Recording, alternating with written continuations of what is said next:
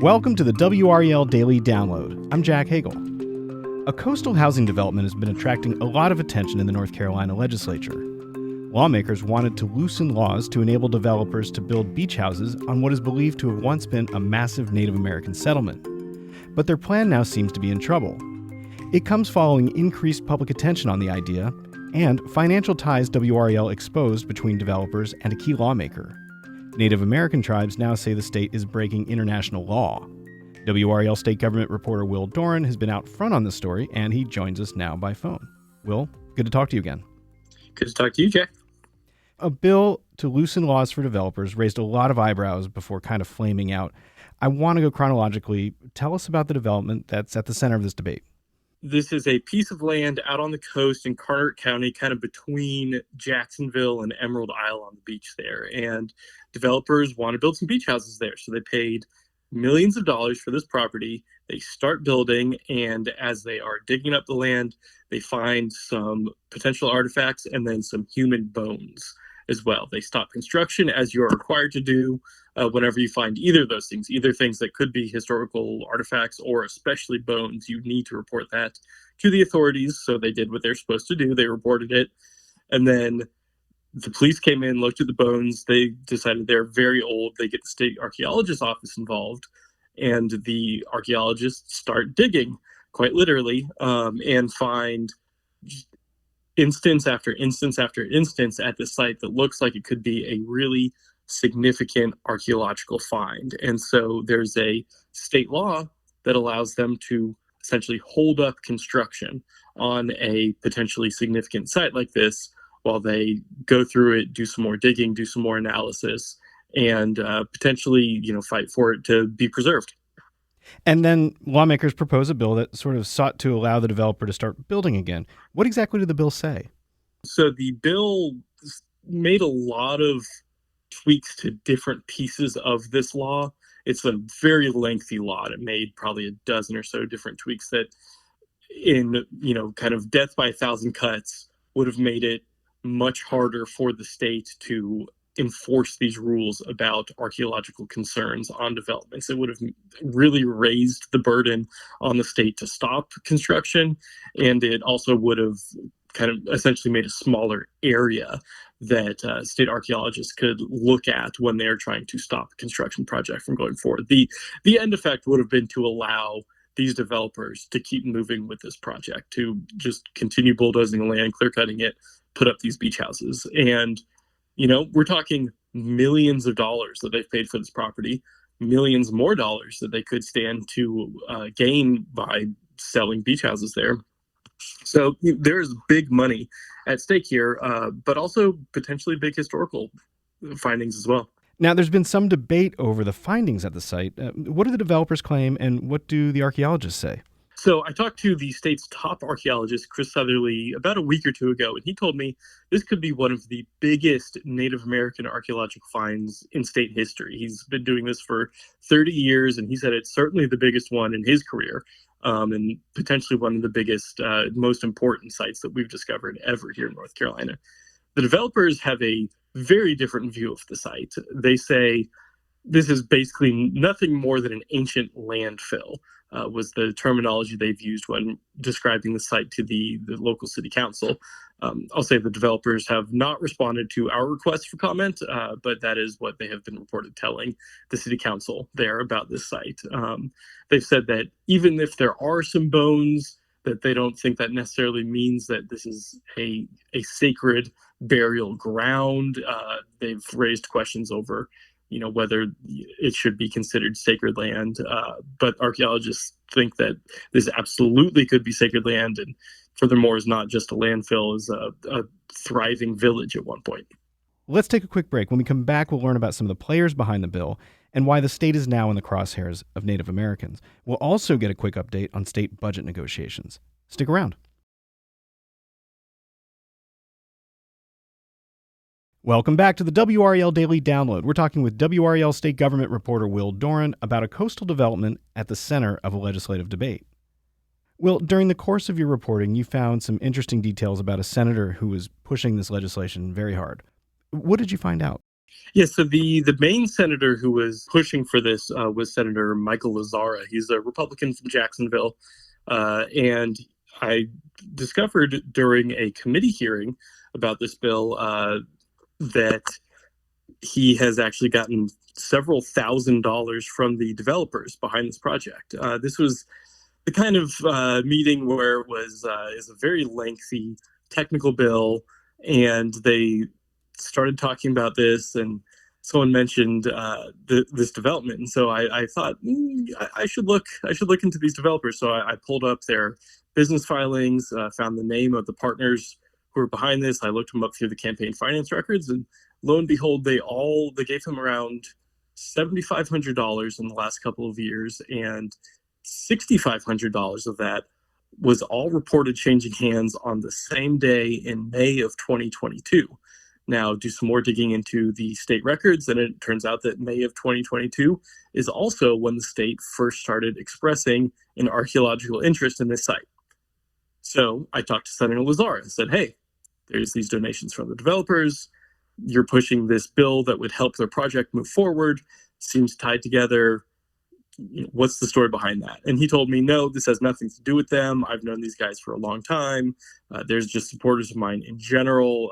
And this is a bill that would help every development around the state, not just these guys. Now, I should note, this is currently the only development that is being held up for archaeological rules. But it is true that this bill would have helped any development in the future around the state. And Lazzara framed it in an affordable housing point of view. He said, look, we have all of these pressures on construction in North Carolina right now. We have a booming population. We have inflation that is driving costs. We have regulations that drives costs as well. And some of those regulations include these archaeological rules. He said these developers, for instance, spent $500,000 hiring an archaeologist, and we're thinking of spending another $500,000 for another round of archaeology.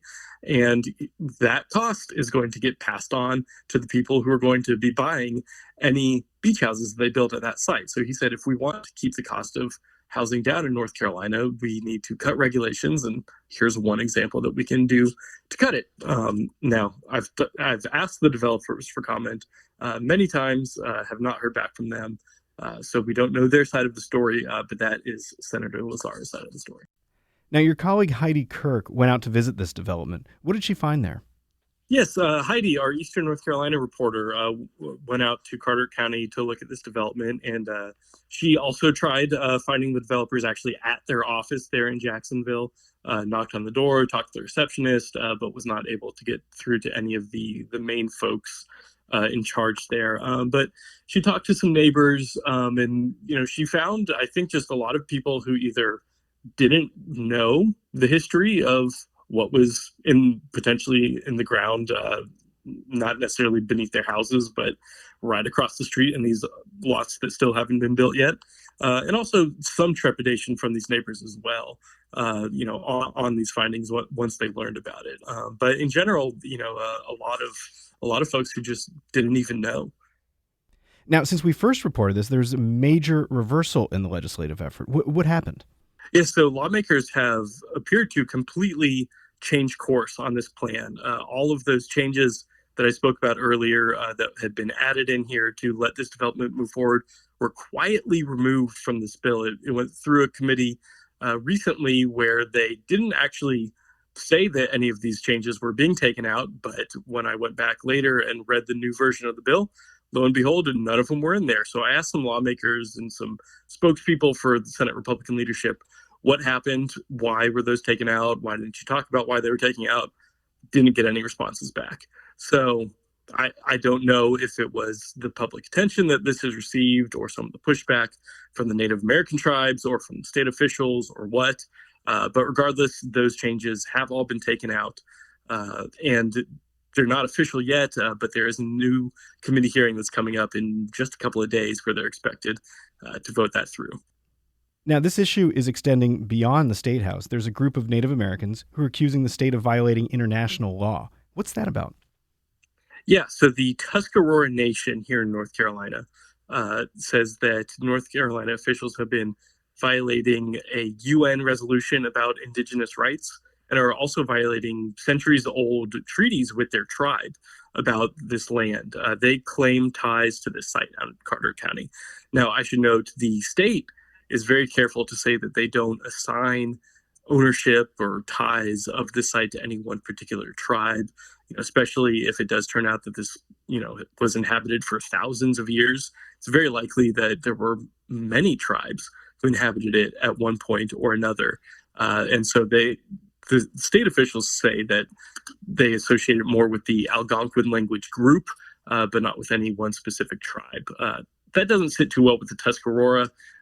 They say that this was one of their villages. They were a very powerful tribe all along the East Coast, right up until the English came here in the 1600s. And they coexisted with the English for a little while until in the early 1700s, there was a big war between the settlers and the Tuscarora, and hundreds of Tuscarora were killed, sold into slavery, and settlers took a bunch of their lands here in North Carolina.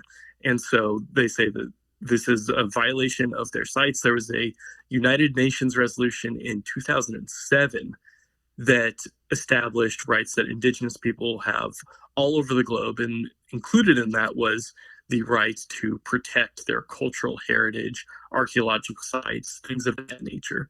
And so they point to that resolution and say, any development on this site would be violating that UN resolution, but also any actions the state is taking to not include us in discussions about what to do here is also in violation of that. Now, state officials at the Department of Cultural and Natural Resources, who run all of these state archaeological digs, disagree with that. They say that they have been in touch not just with the Tuscarora, but with many of the tribes here in North Carolina. They say they have reached out to all of the federally recognized tribes in North Carolina, and also the Tuscarora. The Tuscarora are not federally recognized, but state officials say they reached out to them anyways as a courtesy. So there's this kind of back and forth about this UN resolution. We're hearing that lawyers may be getting involved. I haven't heard anything official on that yet. I don't know that the UN itself will be getting involved, but I suppose it's a possibility. We'll have to wait and see. Now, while I have you, a quick update from an episode last week. The state Senate has since issued its spending plan for the coming fiscal year. Can you give us a quick rundown of what that looks like and what it means for negotiations with the House? Yeah, so I will tackle that last question first. The negotiations are going very poorly between the Senate and the House. It looks like they are going to just both pick up their balls and go home here at the end of June, probably without any budget plan in place. Now, the new state budget year starts on July 1st. So that means that we're not going to have a new budget in place except for the tentative budget plan that has already been approved. So there's not going to be a government shutdown here in North Carolina if they don't get a budget approved.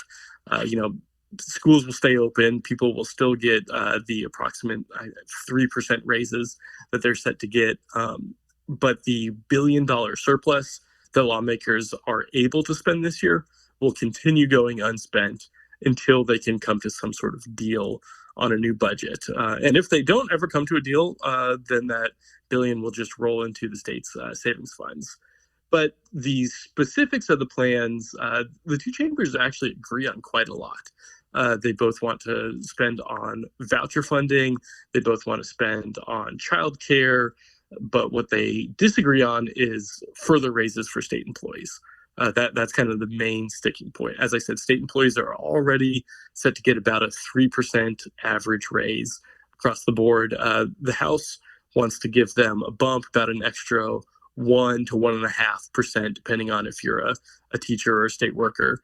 The Senate does not want to give any raises. They say that that's the fiscal conservative position, that we have this $1 billion surplus, but that is a one-time only kind of thing, and we should not be tying recurring money that could continue on indefinitely into the future, like higher salaries, to that one-time kind of money. So that's really kind of the main sticking point in this debate right now, that is holding up negotiations. There are some other things, of course, but that's sort of the big ticket item right here. So it seems that is going to just completely lead to a stalemate, and we're not going to get any sort of budget resolution. But they could come back later this fall if they can decide to set their differences aside and come to some sort of negotiation and compromise. But it does not appear that that is going to happen actually in time for the start of the fiscal year on July 1st. Well, I know that you're going to be watching it very closely. It's going to be a pretty busy week. It will be. Thanks, Will. Yep, thank you. That's WRAL State Government reporter Will Doran. For his in-depth coverage of the legislature, visit the NC Capitol section of WRAL.com. I'm Jack Hagel. Thanks for joining us, and thanks for listening to the WRAL Daily Download and for making us part of your morning routine. Another great way to get WRAL news is the Morning Briefing newsletter. It's a daily email with Triangle news, events, and headlines to help you get ready for the day. Sign up at WRAL.com/newsletter.